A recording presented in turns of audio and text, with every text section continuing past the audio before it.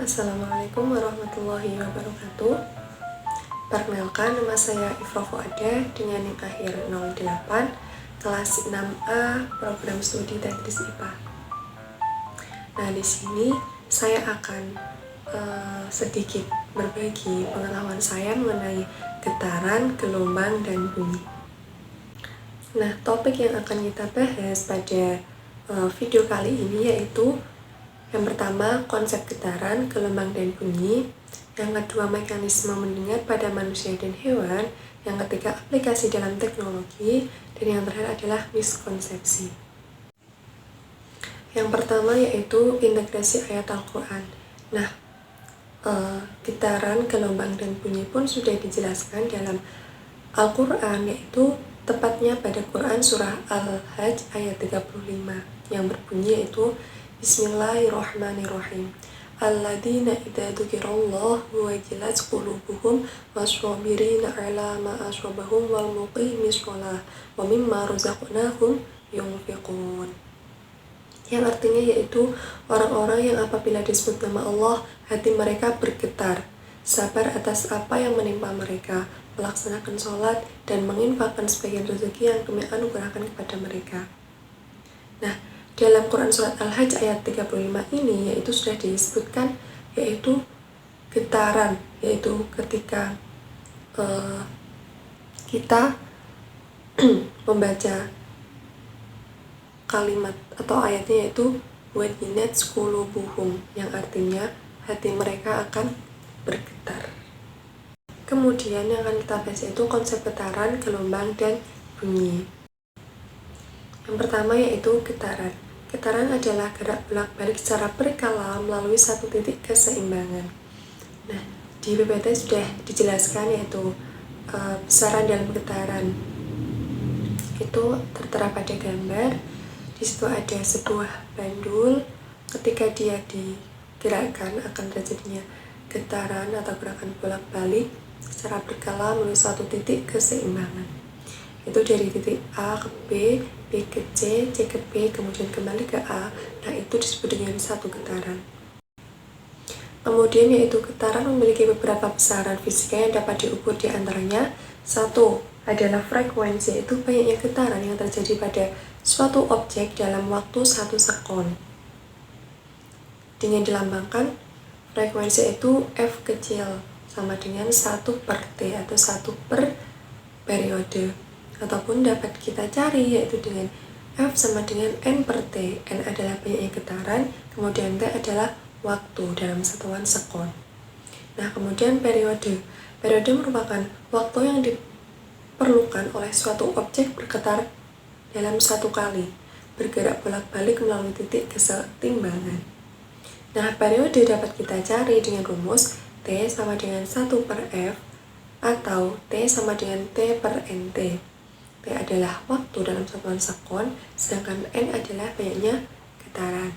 Nah, kemudian yang ketiga yaitu simpangan. Simpangan merupakan titik terjauh dari titik keseimbangan. Kemudian amplitudo merupakan jarak dari A ke B atau B ke C dengan B sebagai titik keseimbangan. Kemudian gerakan benda yang terikat pegas. Bila bolak-balik atau didorong dari posisi setimbang, maka selalu ada gaya yang menariknya kembali ke posisi setimbang. Gaya yang memiliki sifat seperti ini disebut gaya pemulih. Kemudian selanjutnya adalah persamaan matematika pada gerah harmonik sederhana. Nah, bila pada benda bekerja gaya yang arahnya selalu berlawanan dengan arah perpindahan, maka benda akan mengalami gerak harmonik sederhana. Dapat kita sebut yaitu GHS. Kemudian yang terakhir mengenai getaran yaitu pendulum. Nah, pendulum sederhana adalah sistem mekanik lain yang menunjukkan gerak periodik, terdiri dari partikel dengan massa M yang ditangguhkan dengan tali atau panjang dengan dilambangkan L, itu dengan ujung atas terikat seperti gambar yang ada di PowerPoint tersebut. Nah, komponen tangensial dari gravitasi selalu bertindak arah 0, sama dengan dari gaya gravitasi selalu bertindak menuju sama dengan 0, berlawanan dengan perpindahan bandul dari posisi terendah. Nah, yang kedua yaitu gelombang. Gelombang adalah suatu getaran yang merambat. Dalam perambatannya, gelombang membawa energi. Gelombang juga memiliki periode, frekuensi, amplitudo. Selain gelombang juga memiliki panjang gelombang dan cepat rambat gelombang. Nah, berdasarkan arah rambatnya, gelombang dibedakan jadi dua, yaitu gelombang transversal dan gelombang longitudinal. Gelombang transversal adalah gelombang yang arah getarnya tegak lurus dengan arah rambatnya. Kemudian yang ketiga yaitu bunyi. Bunyi merupakan hasil getaran benda-benda sebagai sumber bunyi.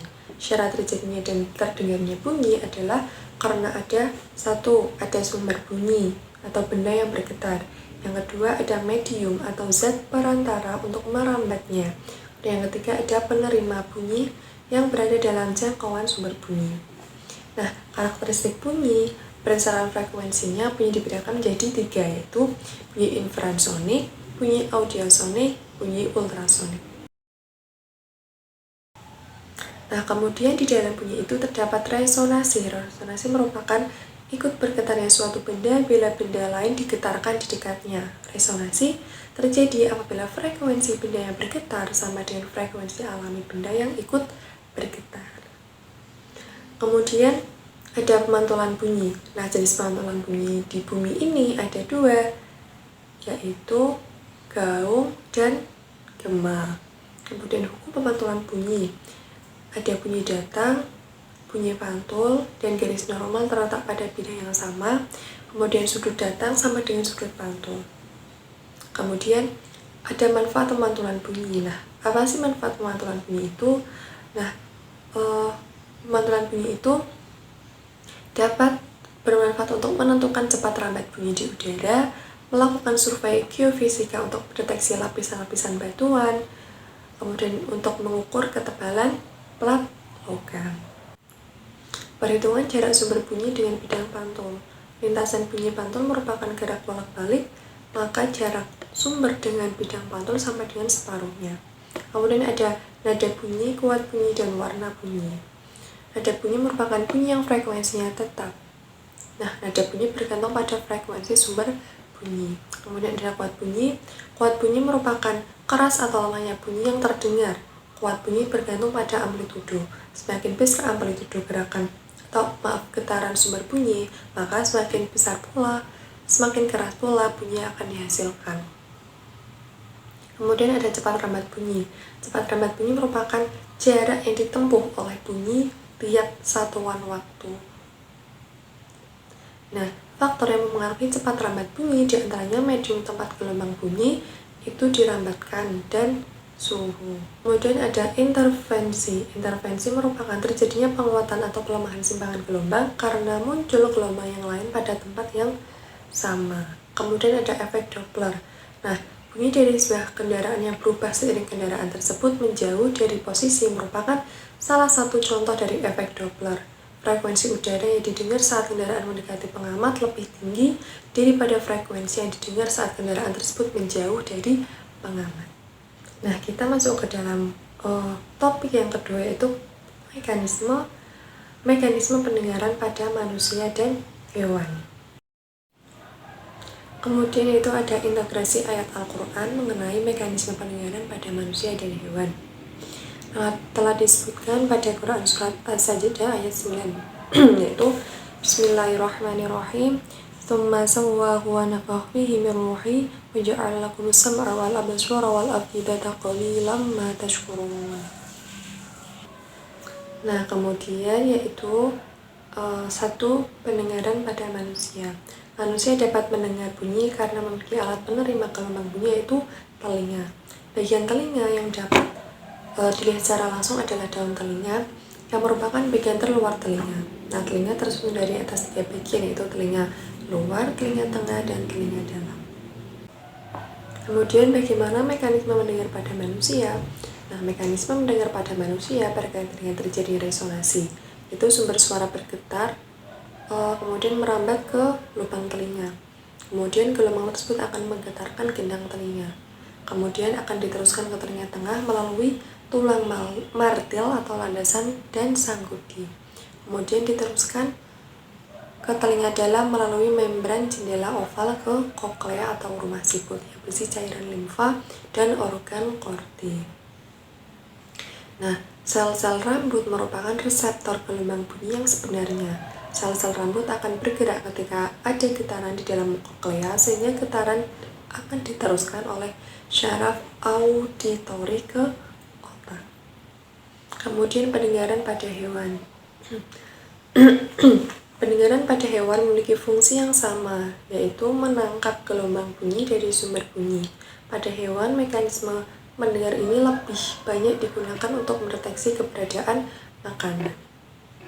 Kemudian itu ada aplikasi getaran dan gelombang dalam teknologi.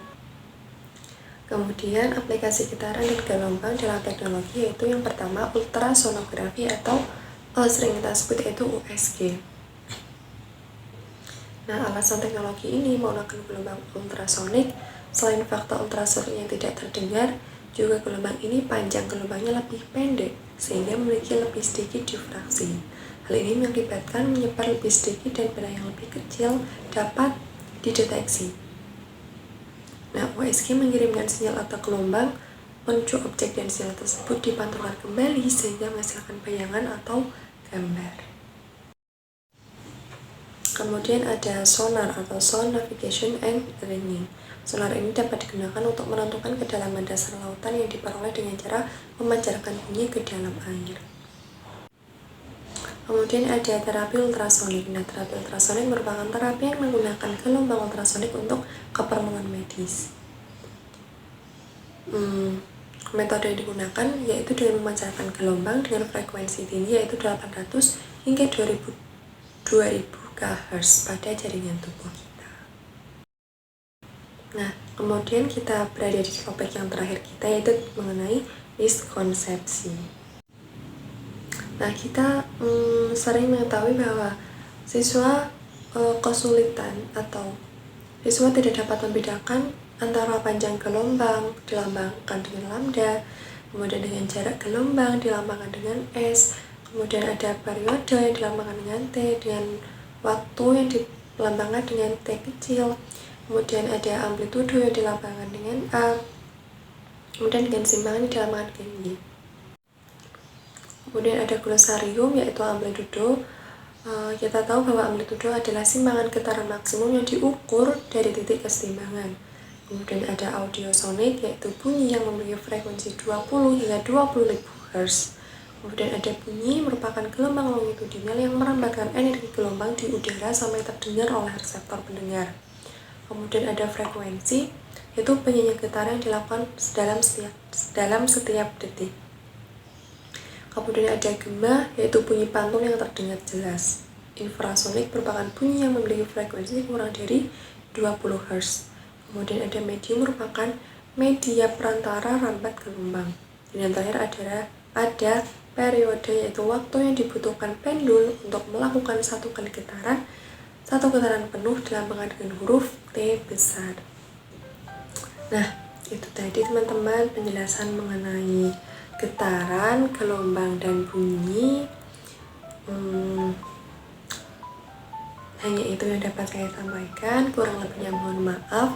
Terima kasih sudah mengikuti saya dari awal hingga akhir video ini. Mohon maaf jika ada kesalahan kata atau perbuatan. Saya cukupkan, terima kasih. Wassalamualaikum warahmatullahi wabarakatuh.